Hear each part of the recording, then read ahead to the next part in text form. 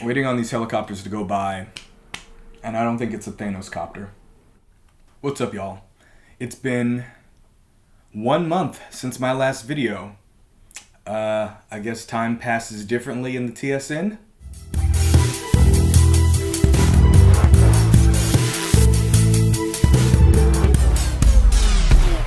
Welcome to Top Shelf Nerdom, where I bring you commentary and reviews for multiple forms of entertainment covering sci-fi, horror, superheroes, and all sorts of nerdy goodness.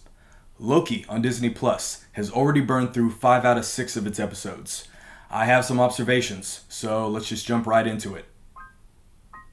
Episode 1 plucks Loki fresh from his defeat at the end of the first Avengers movie and drops him into the threatening and comedic bureaucracy of the Time Variance Authority. Owen Wilson's appearance as Agent Mobius automatically invokes a stylistic connection between the TVA's quirky anachronisms and that of a Wes Anderson film. Mobius, at this point in the series, represents the best possible intentions of the TVA. The conflict between the two is what defines this episode, with Mobius as a laid-back, informed agitator, and Loki as indignant, off-balance, and defensive. The heart of the episode is Loki's existential crisis. His elevated self-conceptualization, his titular glorious purpose, is broken by the revelation of his destiny. It's the first step on a new path to redemption. And the episode ends with the twist that the enemy is another version of himself. Overall, a strong introduction. Minor complaint, Loki's hair is noticeably shorter now than it was in the Avengers. It's not a good look in my opinion. Bonus points. If the Miss Minutes orientation video didn't get you a little excited about the future of the MCU, I don't know what to tell you. Episode 2 opens with the still unseen Loki variant springing a trap on a team of Minutemen at a Renaissance fair in 1985. The scene's use of era-specific pop music was stylistically similar to needle drops in Captain Marvel. Is Loki's hair a little longer now, or is it just better groomed than it was in episode 1? There's a reversal of Loki and Mobius' dynamic, with Loki an agitator on every front, and Mobius at the end of his patience. Their debate about existence and Mobius' faith in the TVA was an exceptional piece of dialogue.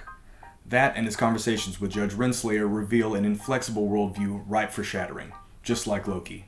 We get a small hint of the disconnect between Mobius' ideals and the reality of the TVA when he confronts a Minuteman over his treatment of a doomed Alabamian.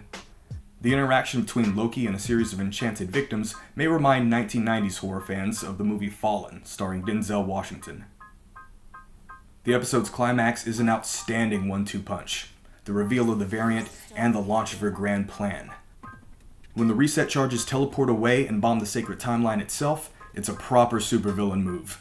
As she makes her getaway, we're left to speculate on this Lady Loki and/or Enchantress, who at this point has the upper hand and the mystique of still being enigmatic. It's somewhat of an evil Morty moment. She raises so many questions in a brief but powerful introduction that the answers will never meet your expectations. We'll come back to this later.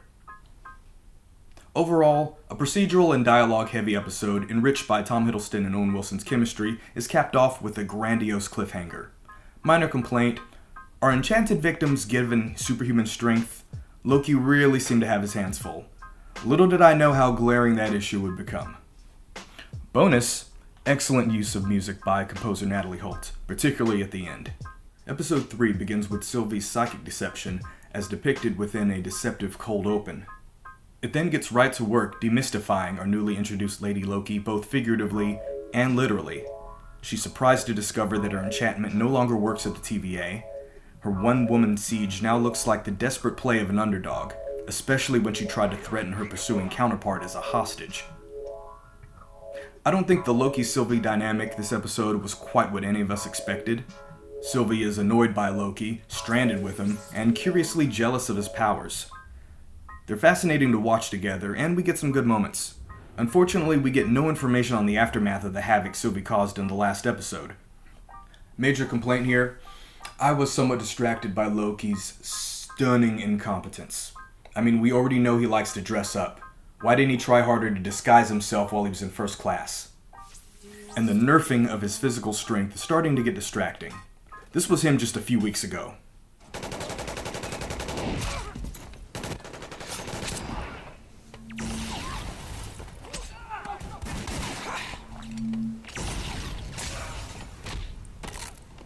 And now, The limits of Loki's magical capabilities are getting more and more questionable, though. What was this? Telekinesis? Bonus, his singing capabilities aren't bad. Episode 4. The treatment of young Sylvie at the hands of the TVA shifts all of our sympathy away from the bureaucracy. The Nexus event that began with Sylvie and Loki holding hands is an intriguing new mystery. The accumulating lies and tension within the TVA make the entire institution look more and more like a house of cards. The chemistry between Owen Wilson and Tom Hiddleston is the best it's ever been, and we get a brief but fine performance from a so far underutilized Wunmi Masaku. This episode does disappoint in a major way that no one's talking about. It completely undermines Sylvie's assault on the sacred timeline at the end of episode 2. I get that it was a distraction to get the TVA out of the building, but was there really no lasting damage? They made it feel like the greatest act of cosmic terrorism since the snap. No one even mentions it. Then we see the sacred timeline looking normal until the strange Nexus event that Sylvie and Loki initiated on Lamentus 1. Though not as big a slap in the face as Ralph Boner, it's yet another example of Marvel ending an episode with massive implications that ultimately go nowhere. That said, this was an overall riveting and fast-paced episode. The mysteries are deepening, and most importantly, shit's getting weird. Minor complaint. I'm already suspending my disbelief watching Loki and Sylvie struggle against two people. Did Hunter B-15 really have to get knocked out so fast? Bonus, the madcap promise of that mid-credit scene. Which brings us to the penultimate episode 5. Showrunner Michael Waldron and episode writer Tom Kaufman both worked on Rick and Morty, and those sensibilities are on full display here in terms of comedy, multiversal ideas, and attention to detail. But along with director Kate Herron, they've pulled off something special. The MCU has been defined by a process of streamlining the comics for modern cinematic consumption.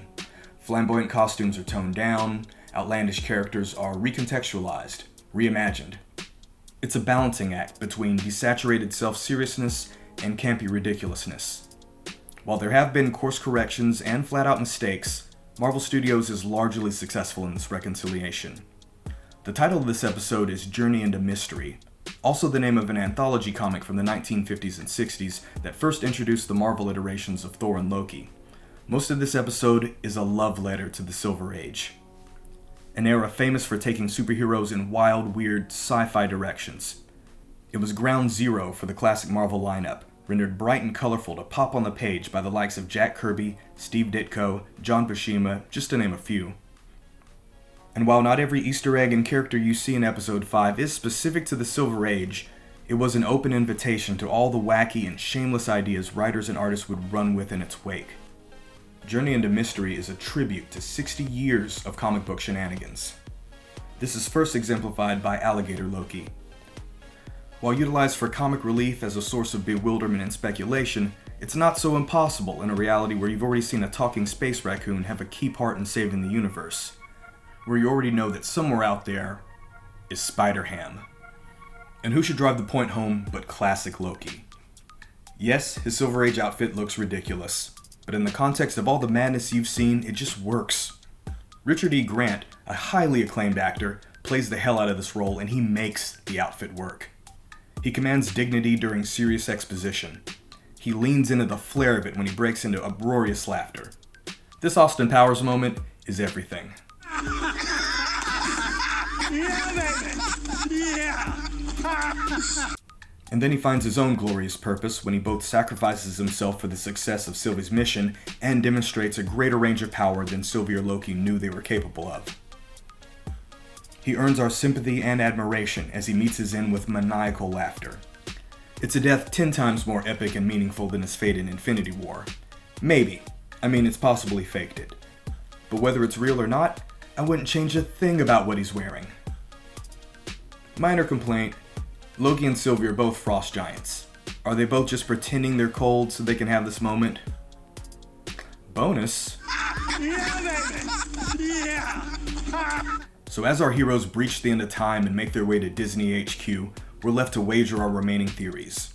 Look, they've telegraphed Kang the Conqueror way more than WandaVision was hinting at Mephisto.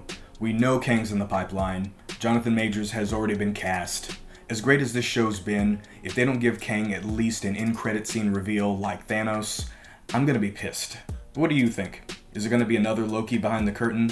Leave your theory in the comments. And please, if you like what I'm doing here, like and subscribe, share it with your friends, hit the notifications bell so you don't miss when I post another video, and I will catch you guys for the finale. Cheers.